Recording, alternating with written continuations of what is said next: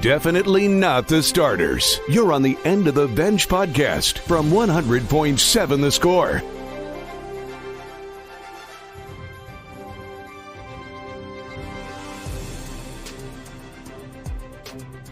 It's time for What You Need to Know, part of the End of the Bench on 100.7 The Score and 107thescore.com. He's Geoff Haxton. I'm Chois, Woodman, NGN across the way. Isn't that something in a movie? NGN? That sounds familiar. Honestly, I guess I may be thinking of WGN. I think NGN is like a fictional company in some sort of movie. Okay. I've got to figure out what it is because it's going to bother me. But we have headlines for you right now, and a whole lot of them on this Thursday. We'll start off with what happened yesterday. As Hax mentioned a little bit ago, Texas Tech golf match play winners, Big 12 match play winners. You get a Big 12 trophy for that. Don't have a ton of Big 12 trophies on campus, so it's a big deal to go get that Big 12 match play title. And Hax probably liked it even more because you take down those dirty Sooners. It's happening a lot lately. In the championship, yeah. 3.5 to 2.5 is the final score in the championship as the Red Raiders win that one over OU. Trying to get you individual scores. Callum Scott finishes in a tie. Aberg 2 up to finish. Scogan 1 up to finish. And Wall Aberg finishes closed. 4 and 3. He, I think, went birdie down the stretch. That's pretty good. Mm-hmm. That'll help you. So, and OU's a team that's won a national title in recent years, unfortunately, too. they've been really good lately. So, this is it's a big deal. Big deal. As Hax mentioned, TCU finishes in 3rd. They were the 8th seed over Oklahoma State, which was the 3 seed in the tournament. Texas, the 4 seed, finishes all the way down in 7th place. 7th place. You believe we're going to have to deal with these guys till 24-25? I can believe it. There's parts of me that's like, yes, this is a good thing. And then there's parts of me that's like, no, this is not a good thing. So we'll actually get into that in a little bit. Some highlights from the Big 12 Media Day. Some other highlights from yesterday. Astros topped the Yankees 4-2 in Game 1 of the ALCS. So they lead 1-0 in that series. Verlander. That guy's pretty good. He all right. He's just okay. He's not bad, at least. Astros baseball Game 2 you'll find tonight on 100.7 The Score in at 6:05. If you want to tune that in, we'll have Red Raider football with Joey McGuire coming your way this evening on Double T 97.3 at 6 o'clock. Follow that up with New Orleans Saints at Arizona Cardinals tonight at 7 o'clock. You can find that on Double T 97.3. NBA happened last night. There were people watching, apparently. But it was a rough one, Geoff, for Texas teams. Okay. The Texas teams. Hornets beat the Spurs 129-102. Hawks beat the Rockets 117-107. And Suns beat the Mavs 107-105. So Texas NBA teams are 0-3 to start the season. Back to Major League Baseball. Missed one. Phillies lost to the Padres 8-5. So that series is tied at 1-1.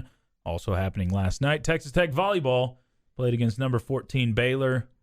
Fell short. Bit of a slump for Greystone's bunch comparative to how the rest of the season has gone. So need to get up off the mat a little bit there after falling. That was going to be a tough one no matter what. They lose 3-1 in Waco last night. They were so close to getting the third set. Yep, needed that one. They were down 24-20, got it to 24 all. Then it went 25-24, 25-25, 26, and then 27-25, and Baylor kind of broke their spirit there. No doubt. It was a tough one. Tech soccer tonight. This is the home finale, right? Mm-hmm. At the John Walker Soccer Complex. So if you're interested, couple seniors, you need to get out there and watch them tonight as they take on the Baylor Bears. Very winnable game, right? Very winnable game, yep. First-year coach for Baylor. Won 4 in a row. Chance to make it 5 in a row. Is a Coronado Mustang. Do you know that? I did not know that. That's interesting. Mm-hmm.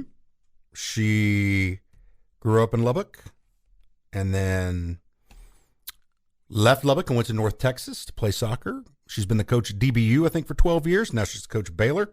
Michelle Leonard is her name. And she'll have some friends and family there tonight as she graduated from Coronado High. There you go. It's cool. Pretty cool. Yep, Yeah. absolutely. She said she came back a bunch because DBU played Lubbock Christian all the time. That makes sense. Yeah. Because they would be in the same conference. Mm-hmm. 7 o'clock on 7. the First Touch tonight. You can watch the game on ESPN Plus. Hax will be on the call. Go By solo? myself. Solo soccer. Solo Hax dog. That's a tough one. Solo soccer. It is, boy. That would be even more difficult. Better on have radio. a game prep done. Yeah. At least you could let the picture speak a little bit. Yeah. And we got NFL tonight, as I mentioned, Saints at Cardinals. Hear that one on Double T 97.3 at 7 o'clock. We'll take your thoughts, bring them in on the Yates Flooring Center chat line through the 100.7 Score mobile app and at 107thescore.com. Big 12 Media Day highlights. There weren't a lot. A couple of them that caught my eye, including your boy, one Christopher Beard. He's a guy that is much like Mike Gundy in that he'll say something that's completely untrue. Right? He's a liar. Well, yeah. Well, he'll say all something. coaches to a certain extent Sure, are liars. absolutely. Yeah. But I'm saying he acts like he doesn't know something, right? Or he'll act like, oh yeah, that really hadn't crossed our mind when that's something they're focusing on completely. Don't get right? me started. Don't get me started. Gundy does that, but so Chris Beard does Don't it get me maybe more started than with anybody Beard. else. My gosh. No, I won't try to set you off. Anyway, so let me tell you a quick story. says, Let me tell you a real quick story. okay, go for it. So it's so funny because Malik is back on campus now. Malik Ondigo. Yes. We're in Miami. There's this guy who does not have a home. He's down there trying to eat, basically, down there on the beach. And it's on the boardwalk, and he starts talking to our guys. So Malik's very engaging. He starts talking to the guy. The guy says, "Man, I love your shirts that you have on." Malik takes the shirt off his back, gives it to the homeless person. Okay. Okay? Mm-hmm. It was just touching. All right? Sure. It was really cool. And Beard says, how come nobody ever asks about stuff like that? You know, about stuff like that with our guys. So in the next press conference, I asked Beard about it, and he's like, he just totally shot it down. Are you serious? Yeah. Just totally, just like, oh, well, man, we're just worried about the game. That's just blah, blah, blah, blah. Like, golly, man. Take it. It is impossible to win with you, dude. That's great. You cannot win. That's actually really funny. So, anyway, so Beard says yesterday, we don't spend a lot of time thinking about it. Don't spend a lot. We've heard that one plenty. But it's undeniable to not say it's real. It's a little unique. He is referring to being in the Big 12 Conference while having one foot out the door in the SEC. He says, it's a little awkward, to be honest with you. In some ways, not necessarily today, of course. He's got to throw that in. Not necessarily today, because he's with his colleagues. It's like you get divorced, but you're still living in the same house. Actually, fairly decent. But more like, hey, you went and cheated on mom 15 times. And then you're still living and you're still in the house. Still living in the same house. That's more of what it's like. It's not that's well put.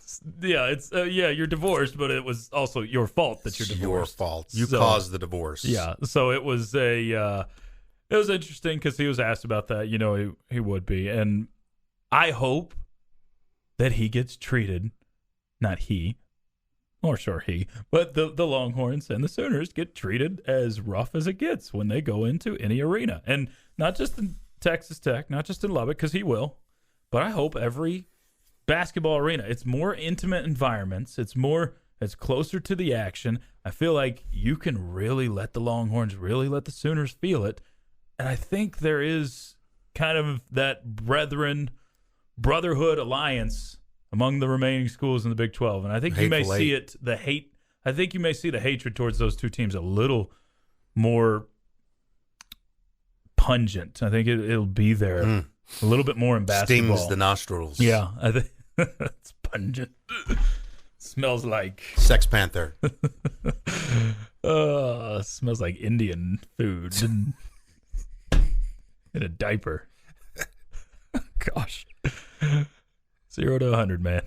All right. Someone 60% of the time it works every time. India and the Jurassic There you World go. bad guys. Yeah, thank you for on the chat line. Appreciate it. All right, hit us up. Your thoughts, comments, all welcome on the Yates Flooring Center chat line. We'll get some of those. Get back to some Texas Tech football, looking towards the Mountaineers this weekend. It's the end of the bench on 100.7 The Score. Playing time is not required. This is the End of the Bench podcast from 100.7 The Score.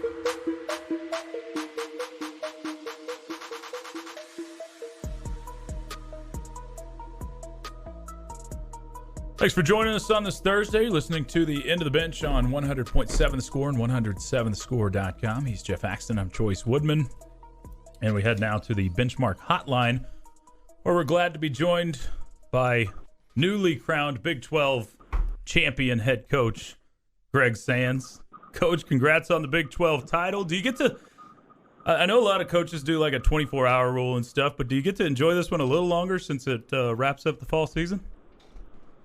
Yeah, Choice, certainly get to relish this for a whole off season. It's a great way to end the fall semester as far as competition goes, and I'm just super proud of the guys. So yeah, we'll get to enjoy this one for more than 24 hours, which is great. Coach, what's the biggest key to this match play? And Geoff, it's tough because really, I told someone this the other day, Ludwig goes and shoots 65, gets 700. That does so much to a team score, and that only earns you a point in this way. So you just got to have the depth, and then you've got to play good at the right time. And it's really difficult to close out matches. It's more of a mental game when you're up 2 or 3 with a few holes to go. It's really difficult to get to 3.5 points, and you can see just the teams that upset some other teams. I think TCU beat Oklahoma State yesterday pretty handily, and at a stroke play event that may not happen. Coach, I know that we're still a long ways away from it, but obviously you got to the match play round of the NCAA tournament last year. How much does this tournament help kind of prep your team for that and get you ready if you do get back in that position again? Yeah, these are invaluable reps. We don't play a lot of match play. This is the only event up until the national championship, if you make the 8th, that you get to play that format. And so for us, it's just really about getting some meaningful reps. And, win or lose in this tournament, you walk away going, man, I really feel like that we learned some things about our guys and learned some things about, match play and how to get the guys better. So it really was. That's what we talked about. Hey, guys, at the very minimal, this is great reps for the Natty. That's our end goal. But, the guys obviously wanted to always want to win. And so it just adds a cherry on top of a meaningful rep for sure. Do you guys have a height requirement? I looked at that picture, Coach. Those guys make you look little. Hey, these guys right here, we go play, and they think they ask us, hey, are y'all they don't ever ask you for the golf team. They're like, hey, you guys, they don't say basketball, but they are a baseball team, and what are you guys? And, it hadn't been on purpose. We're looking for guys. One of the guys that's from Texas, the 6A state champion, Matthew Comegys, he's coming here and really helped our culture, and he's about my size, so I need to go stand by him. Or yeah. Well, just talk to me about that. What an accomplishment, right? Just to win a Big 12 championship, it's where you've been here before, but how do those guys celebrate it? Take me. You get to the pictures. Is there jumping around in the locker room? What's it like when you get that accomplishment done?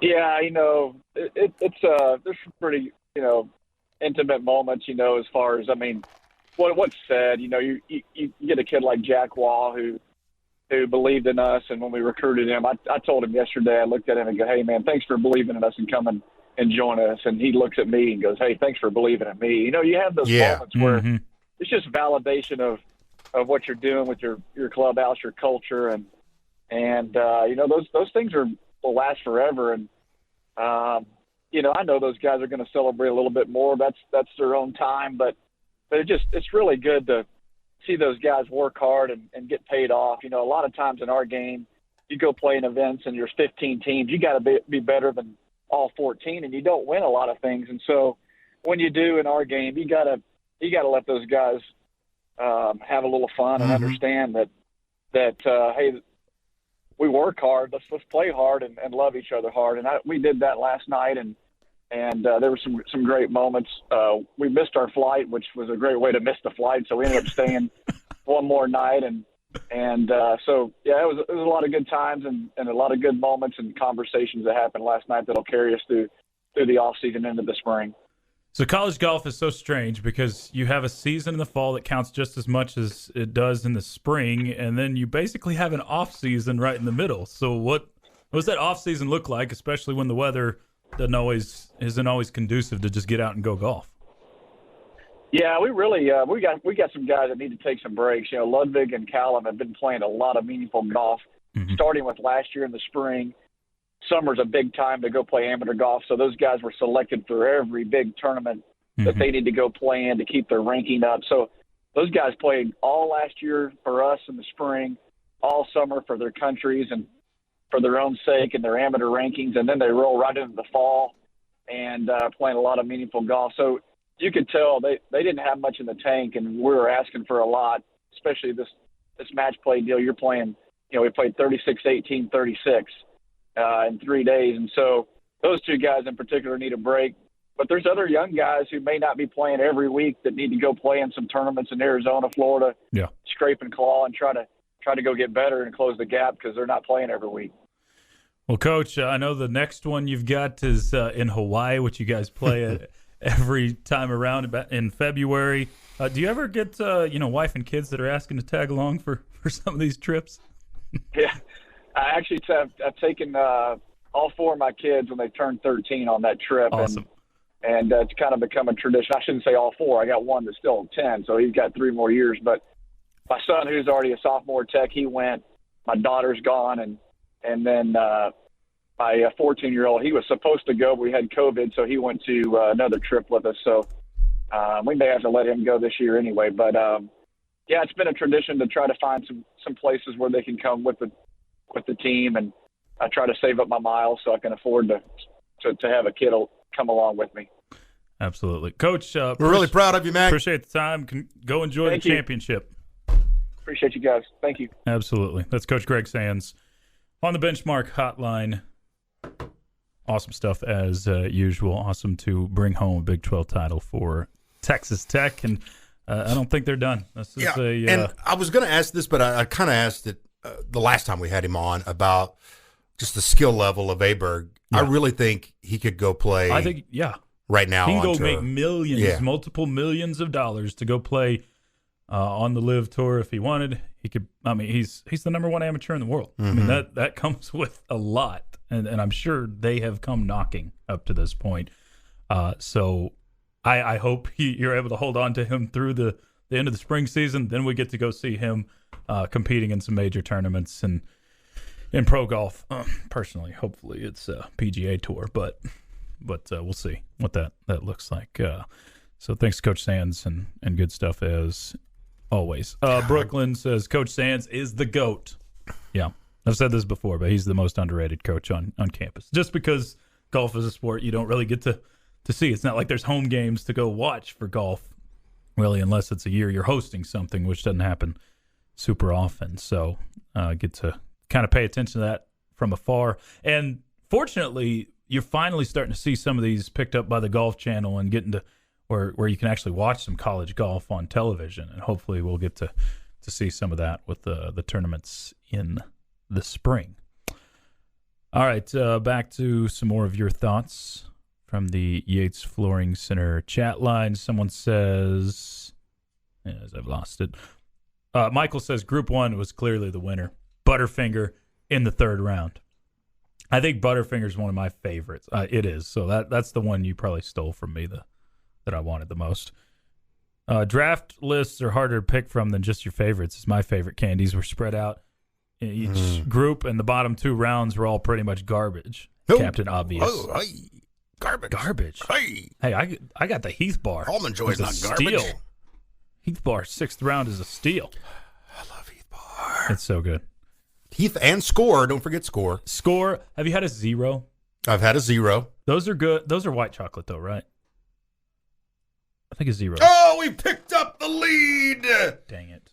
Group 1. 43.3%. Are you up by a vote or 2? 43%. We're up to 90 votes, dude. All right, keep it going. Oh, yeah, I'm celebrating over 90 votes. Hey, that's basically all of Lubbock if you ask someone in Fort Worth. There's only 90 people That's here. right. Come And on. it's a desert. Out here in the desert, 90 votes is a bunch. We got plenty to come. I want to get into Texas Tech, West Virginia once again. A couple more highlights from Big 12 Media Day, including your other guy, not Beard, Coach Scott Drew, saying something. I think Hax is going to hit me for saying stuff like that. Coach Adams is his real guy. I'm being facetious. I got plenty to get into from that. We'll take a look around the Big 12 for this weekend as well. All of that still to come. It's the end of the bench on 100.7 The Score. Playing time is not required. This is the End of the Bench podcast from 100.7 The Score.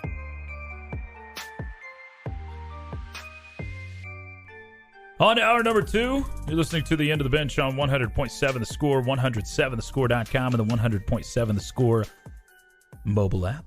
Alongside Geoff Haxton, I'm Chois Woodman.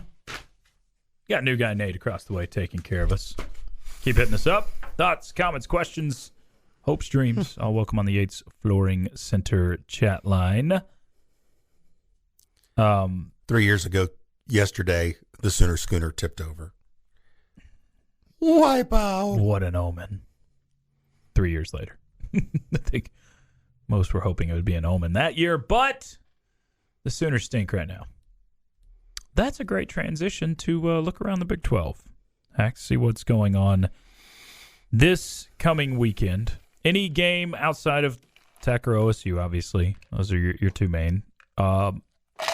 Any particular game that you're really honed in on? Can you give me a minute? Did you? I was choking on a piece of ice. Okay, I was wondering. It lodged right in my throat. Right in the trachea. Right in the trachea.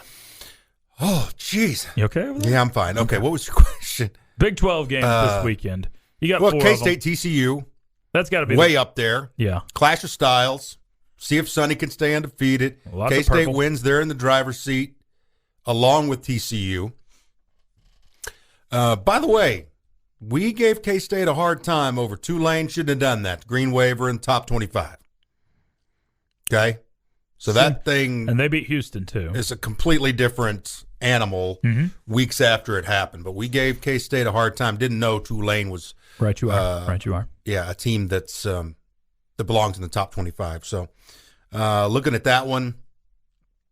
KU Baylor's the other one. Obviously, Texas OSU is an interesting Waco, case right? study. Yeah, in Waco. Baylor's going to roll Kansas. You think so? Yes, I do.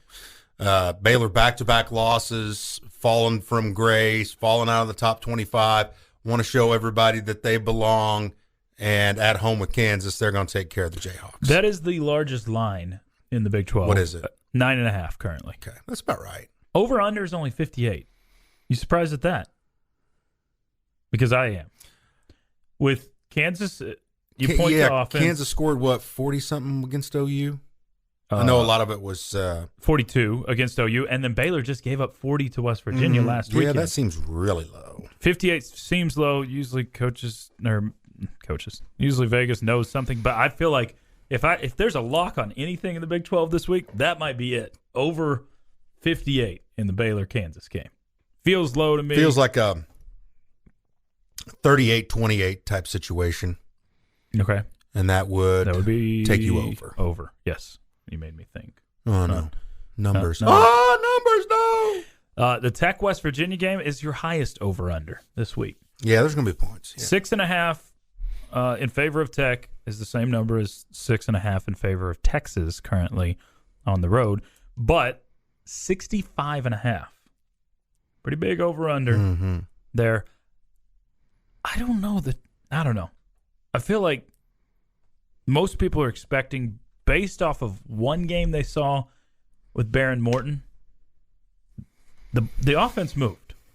Generally speaking, fourth quarter not so much, but generally speaking, the offense moved with Barron and he slung it. So I think that's kind of what most are expecting on Saturday for Texas Tech offensively. Now, what are the expectations for West Virginia offensively? This is a team that's putting up near 40 points per game. I mean, it obviously one of those is Towson and scored 42 on Kansas. So they scored 65 on Towson. So the number's a little bit skewed there. But still, put up 43 last week against Baylor. Is this an offense we should be worried about, in your opinion? Yeah. And if deliver some concern. A veteran quarterback, he's got 1,400 yards. He's not Dan Marino or somebody. I mean, he's just a good quarterback. Sure. But when you spread out the running backs and the wide receivers, they got guys. I mean, it's a Big 12 team. I think they'll be able to move the football, but I do think Texas Tech is better. So that's why you see the line where it is. Texas Tech should win. So, yeah, it's 6.5 for a reason. So that being said, if this gets into a shootout, do you start to be concerned? Like, well, what's a better situation? Lower scoring for Texas Tech or higher scoring in this game? Lower. Lower? Mm-hmm. I agree. I think you've got the better defense here. So you going to give me over-unders tomorrow? I will give you Good. unders tomorrow because we don't have a shindig on Saturday together. We do next Saturday. Got the all days Optimum Game Day live going into the Baylor game. 6:30 kickoff for that one, but 2:00 kick coming up on Saturday. Red Raiders and West Virginia. Have we learned if this is FS1 or FS2? Remember that was a thing because of baseball? Yeah. Oh, okay. It says right here. Never mind. FS1. Because that was going to be a bad thing if that was FS2. That was going to really dip your take you down to 300,000. Yeah, that would have dipped your average viewing this year by quite a bit, just because probably slice about 900,000 off of it. Less people have FS2 than the Longhorn Network. So now 300,000 might be generous choice on that. Might be. But I don't know. These teams are two right now where their fan bases, I think, are very Now, wait a interested. minute. Are you talking Baylor or West Virginia? No, West Virginia. Okay, yeah. That was the one that was because Baylor's ESPN2. Right. No, it was the FS1, FS2 option, and they had to get the baseball schedule is what they're concerned about. But it shows right here that it's going to be FS1. So that's at least on ESPN's site. So that's good news. Good news. Now, I think I agree with you. I want this to be a lower scoring game, or I'd prefer that. Heck, my preference is, like 45-20 Texas Tech, but the schedule, man. We'll look back at it 25-16, 22, 25-7. Yeah. Happy that West Virginia's coming to town. Absolutely.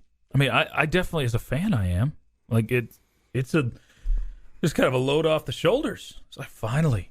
Well, and then you got no rank, will be ranked, no rank to end. No rank. Who's the will be ranked? TCU. Okay. And, 3 weeks ago, we thought Baylor would be ranked. We thought that was going to be back-to-back ranked matchups. But right now, Baylor, West Virginia, and Texas Tech all sit at 3-3 and 1-2 in conference play. Everybody's exactly the same. Of that grouping, if you were having to put Hax Dog money down, who finishes the best this year? They all three at the same. Baylor, West Virginia, Texas Tech all have 3-3 records, 1-2 in conference play. Who finishes the best this year? I'll let you marinate on that. because you need to look. I want to see Baylor's You need to schedule. see schedules before you can. It's not going to be West Virginia. It's not going to be West No. Virginia if you're expecting them to win this weekend. If you don't win this weekend, bowl hopes get a little bit dicier. Yeah. It's the end of the bench. Hax has the highs and lows. Coming up next, right here on 100.7 The Score. Definitely not the starters. You're on the End of the Bench podcast from 100.7 The Score.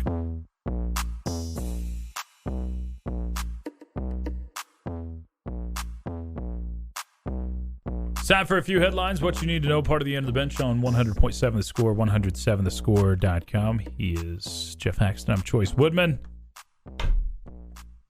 You can continue to hit us up. Your thoughts, your comments, your questions, hopes, dreams, all of it welcome on the Yates Flooring Center chat line through the 100.7 The Score mobile app. Get your questions in now. Ask the Benchwarmers 30 minutes away from right now. Normally this would be picks with the Prez time, but it sounds like Secret Service has told us to push it back 15 minutes, so we'll 15-minute delay. speak with him. You know how shortly. that goes. Oh, yeah. Here's a message. So we'll visit with him pretty quick, but right now fill you in on the latest in the headlines. First headline, I'm an idiot. I hit the reply all button on the show versus show email, so I sent it to like 10 people instead of 1. I don't know if it's pet peeve territory for me. It's close, the reply all thing, but I think it's been at least 3 years since I've done that. You were like, oh no! I know. I realized that because Jamie replied, "Hey, way to send that to everyone, dork." So, do you know who used to do it all the time? There was one person that always hit reply all. See, I did this once and I got worn out. You got worn? I didn't know about this. Okay, About and then the reply all, and it was about scheduling, and I sent it back to Jamie, but I sent it to everybody. And oh man, Jamie don't want you to respond to the schedules in general, but and I don't now. I mean, I learned my lesson. it's a rule. I only did it once. Very particular. No, the reply all person was Rob Verby. Like all the time, he's hitting reply all to everybody. Oh, he was quite the fella. All right, headlines for you on this Thursday, October the 20th. Let's zip through them. Major League Baseball, Padres beat the Phillies 8-5. Astros toppled the Yanks last night 4-2. You can hear game 2 of the Astros series tonight. We'll have it for you right here on 100.7 The Score at 6:05 p.m. because we'll have Red Raider football with Joey McGuire, Coach Yates, and Adrian Fry, the guests on tonight's show at 6 o'clock on Double T 97.3. Then you can pick up Saints and Cardinals at 7 o'clock over on Double T 97.3. NBA results, Hornets beat the Spurs 129-102. Hawks took out the Rockets 117-107, and the Suns over the Mavs 107-105. So we got Jackson that's super sad about that, I'm sure. Texas Tech volleyball drops their match with the Baylor Bears in 4. They lose 3-1 yesterday evening. Baylor ranked number 14 coming into that matchup. Texas Tech golf, as we visited with Coach Greg Sands. You can find that up at 107thescore.com if you missed that conversation. But we visited with Coach Sands following a Big 12 championship. They were Big 12 match play tournament champions yesterday. Got to hoist a Big 12 trophy after winning over Oklahoma in the championship round yesterday, 3.5 to 2.5. Hard to get that 3 number, but able to do so late. Aberg really had a nice push at the end there to help the Red Raiders get the victory. Oh, and Texas Tech soccer tonight. Got that for you. That'll be on ESPN Plus if you're wanting to view it or get out to the John Walker Soccer Complex. Yeah, get out. There's going to be a beautiful night. Because it's, beautiful night, and it's going to be the last chance you can in person to see them at home as the Red Raiders host the Baylor Bears. But Hax will be on the call if you can't get out there in person on ESPN Plus. You too can join us. Your thoughts, comments, questions, all welcome on the Yates Flooring Center chat line. All right, so Scott Drew, you're going to have to help me understand this. Yesterday at Big 12 Media Days, everybo's asked everything, yada, yada. I guess he's asked. It's basically like a day of trying to get people to bite. That's really what it is. It's Will they fishing. bite? It's fishing with fish that don't want that aren't hungry. They're not hungry. No, that aren't hungry. They're just kind of, they'll look at it for a little bit. They'll look at your worm on the end of it, and then they might, touch it just to tease you. But almost never are you going to get any actual real bites. This one, and that's what happens. You get this that becomes noteworthy because there's not really anything more noteworthy coming from Big 12 Media Days. Scott Drew said he would like a 128-team NCAA tournament. Doesn't make any sense. He says, I'd like to see it go to 128 teams. I know that sounds like a lot, but everybody would have to win 7 games, so it's just one additional game. But really, this is why. I think there's great parity, and you look in football, about half the teams get to go to the postseason. What are you talking about? Like, you're talking about college football? Because that's pretend postseason with bowls. Pretensies. Now, NFL postseason, now you got an argument, but you can't be talking about college football because bowls are bowls. They're not real championships. There's one real championship that absolutely needs to and will be expanded. Anyway. You just dilute it so much, man. Like what team do you think about from a Power 5 school or Power 5 conference that is always like just kind of good, went just under 500 in their league? There's all kinds of examples of this happened in the Big 12, by the way. Yeah. But there's one team that pops in my mind for this. Is there any that pop in for you that's a 9, 10 seed? That's always floating in that. Ole Miss pops in my head. Okay. Ole Miss basketball. I was trying to think of Big 12, and there's not really one that's consistent there. Yeah, Ole Miss would be one. Missouri. Of late, yeah. Now. Yeah. I mean, back in the day, there were there's plenty 3 of or 4 seed, but no. I mean, how are you? Do you really want those kind of teams? The 10 and 12 NC State in the NCAA tournament, because you're going to have to go even deeper than that. Now, if I was still at ORU, I'd be all about this because you're going to get. I'm sure you would. The Summit League turns into a 3-bid league because you got to fill out 128 teams, and that's probably where it would benefit the most. You get more. We say that. It might benefit them the most, or they may just say, "Hey, we got a lot more fans at these other schools. These other Power 5s are just going to draw in the 8th and 9th teams from the Big 12." Well, no, I think both of those teams, both of those situations, right. If you're fall under the umbrella. Yeah, if you're doubling the amount, then you're going to get going to get the and you're right. Not so good. 128 is way too not many. so good Power 5s, and let me be honest. If you're second or third in the Summit or the MEAC or the Southland or even the WAC, you don't belong in the tournament. Let's make it special to get into the dance. So 35% of the sport's 363 teams would be in at that point. So still not even close to half. Well, I got this right now. I mean, this kind of thing it's cooking. Oh, I know. Expansion in general is cooking. I don't think 128 teams is cooking, but expansion is. This has been a topic this offseason. Let me get this here. Here we go. John Rothstein. Okay. Sources. The Division I Transformation Committee has had dialogue to expand the NCAA tournament in all sports to include 25% of the programs who are eligible. Ooh, wow. This would mean the men's basketball NCAA tournament would expand by approximately 20 teams. Many have opposed this. So 128 is, help me, Hax, but double essentially. Not exact, but double essentially what you have right now. Right? 64 times 2. Oh, okay. I thought you were talking about just the number of teams in NCAA Division I. No. 128 team tournament. Like, isn't it like 360? Like Drew is, 363 is what you're at. So, and gets larger all the time. So do you still do 4 regions there and do that's where it gets kind of murky. You go in 4 regions and having a one play of 32 in the first round? Is that what you're doing? Or do you split up into 8 different regions of 1 versus 16 and have 8 1 seeds?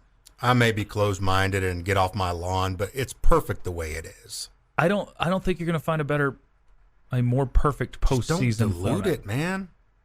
All of life is diluted. Let's not dilute this. It's very interesting because people are saying the exact same words you are about the college football playoff. 12's too many. It's going to be diluted. There's a massive difference in 64 12 and 12. teams. Yeah, there's a lot of difference. Well, 128 and 12 teams when you're talking about that. So they're saying 20 more teams. So 20 more on top of the 60. How many do we have? Well, we have the play-in games currently, so that's 70. 68. There's 68 teams. That's right. Yeah. So 20 more. You'd be up to 88 teams in the tournament. That's already diluting it. I can't imagine the 128. And how does that look? Like you have that many play-in games? I'm just super curious on how, if you're adding 20 teams, you're adding 10 more play-in games? I'm sure coaches wouldn't like that as much, but interesting conversation. It is one that, as Heck said, seems to have some legs. Hopefully not too much. It's such a great product as is. All right, more of your thoughts from the chat line. Get your questions in. Ask the Benchwarmers headed your way in a little bit. But first, the Prez will join us on the Benchmark Hotline. It's the end of the bench on 100.7 The Score. Playing time is not required. This is the End of the Bench podcast from 100.7 The Score.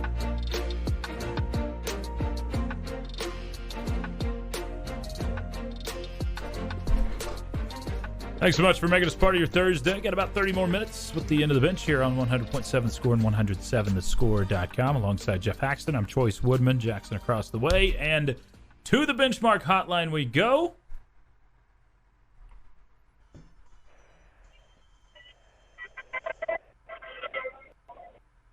Mr. President, how are you this morning? I'm doing fine. How are you doing, Hax? Oh, man, just glad to talk to you. The Secret Service told us we had to wait a little bit. Everything okay? Yeah, everything's fine. Had a few little meetings there, meet and greets, all that fun stuff. Had to get all that situated, and, yeah, I'm good now, my friend. Well, your picks are pretty good, okay? You're 3-3 so far this year, and we danced around with this segment some, but I think we got the perfect thing now. The president just comes with what he feels his three best picks are. 3-3 so far this year. Not bad. So take it away. I don't know. I don't want to give the president any advice. I'd stay away from TCU. Those purple frog people, as you call them, have not been good to you. No, they haven't, and I'm going to stay away from them. I'm kind of disappointed in my ponies there in Dallas because they got ponies dropping poop on the floor on the field and they're not able to get over that, and it's just creating all kinds of other problems. So I'm not going with the ponies either. But I tell you though, boys, I'm going to go with that the Kansas and Baylor game. I kind of 9.5 is what Kansas is getting. I think Baylor's gonna cover that and then some. Okay, so, Baylor. So I'm going with the Bears in this one. And your Texas Tech Red Raiders back in action this week. I'm excited about that. Want to see who's playing quarterback this week. That's always kind of a fun game to play. Who's playing quarterback? So I'm going to go with the Red Raiders. They're going to do more than just a cover that 4.5 points this week. So go with the Red Raiders. Wait a minute now. Those, we're up to 7 now. 6.5. 6.5. Holy smokes! Well, then I'm going to go with that too. I'm going to go with the Red Raiders all the way. I don't care. I'm going the whole way. I think they'll beat those shoeless people from the mountains. I have faith in that. So, and then my final one, because the Dallas Cowboys let me down last week, gentlemen. You and me both. Let me down last week. They, they were supposed to go up in there and beat those Philadelphia Eagles, and they just didn't do it. But I think they're going to have a good game at home against those Detroit Lions. So I'm going to go with the Dallas Cowboys, and they're going to win by more than those 7 points. Okay. Hey, we just saw a story that was pretty interesting. It was two guys on a trail, okay? And they meet up with a grizzly bear. All right, so you said Baylor Bears, so it made me think of what Choice and I just read. They one guy got mauled really bad but survived. The other guy jumped up on the bear's back and started ripping at his ears and got him off the other guy, and they survived. How do you think you would handle a situation? Or maybe you've crossed a grizzly bear in your path. I don't know. Well, gentlemen, nowadays I don't go anywhere without a Secret Service person with me, so I just asked him to shoot it. I'm not messing around there. He's just going to have to, unless that bear's wearing a bulletproof vest, I think that my Secret Service agent will take care of that bear pretty quick. Okay. So if you and all the living presidents were together, which one is the one taking off the fastest while encountering a grizzly bear? Well, I think, out of all the living presidents, I think there's only two of us could actually run fast enough to get away from the bear, and that'd be me and Obama. But it'd be between us, I'll tell you. And I'd have to wrestle him to the ground, and you don't have to be the fastest. You just have to outrun the next person behind you. That's the main thing. Yeah, I was gonna get to that, but you had it before we did. Thank you, Mr. President. Have a great weekend, okay? You do the same, gentlemen. Appreciate it. Good George stuff, W.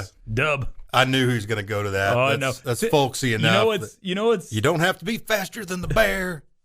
Just got to be faster funny? than your buddy. I have used that in a real life case. Not kidding. So me and the wife were up in Alaska bear watching. Like we're sitting there at this on this creek, and there's a mama bear with a couple of cubs, and she's fishing. She's fishing some salmon out. Coolest experience ever. Anyway, but there's this Indian, like this couple from India is there, and they're loud. They're like kind of loud. They're the other couple with us, but they're not reading the room. No, they're not reading what's going on. I'm like, or I was fine. I'm like, we're good. My wife's, they're making my wife really nervous. She's like, this bear's right there. And I said, literally, I'm like, that guy's really fat. We're good. Like, we don't have to be faster than the bear. We just got to outrun this guy, and we're good to go. These guys apparently. But apparently, you spotted this, but then it popped up on my timeline. Yeah, that's cool. The one guy got carved up really bad, and then had to go 6 miles. That's amazing. I mean, just bleeding profusely 6 miles. Then you get on the chopper, and you're still not home yet. You got to get. I wonder how many stitches the over under. I've read it. Did you see it? 66 staples in his head. 6 staples. 66. 66. I mean, you can see the hairline. You can tell like he's chopped up, but amazing. He gets to live and tell about it. I survived a grizzly bear attack. His hairline. You can see the staples, and it goes from temple to temple, right through the hairline with the staples. That's no, thank you. Don't ever mess with wrestlers, though. It's one of my credos. I mean, the dude actually wrestled a bear. The other one did. Did you see what's floating around the internet right now? Apparently, Russell Wilson came out with a Subway commercial. Could there be worse timing for like a new commercial for a spokesperson than Russell Wilson and how he's playing and all that? Anyway, there's different ways he's eating the sandwich, and yeah. So this is the guy who is in the news for ousting his teammates, not giving them a phone number. Oh yeah, let's ride. And he's wearing his all black, his leather jacket and all this, and this looking cool.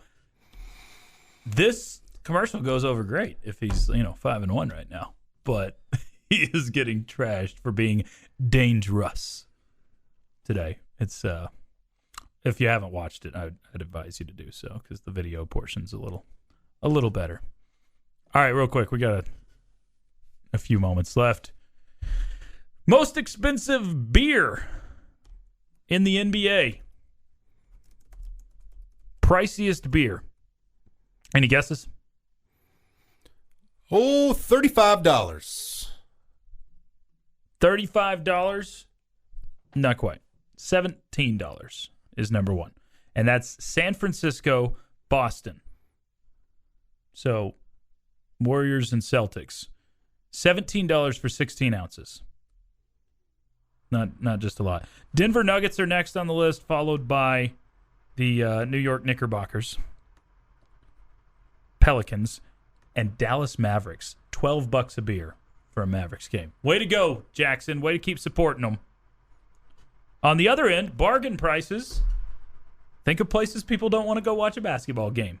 Cleveland only charging you $5.25 for 16 ounces. That's the cheapest in the NBA in a bargain.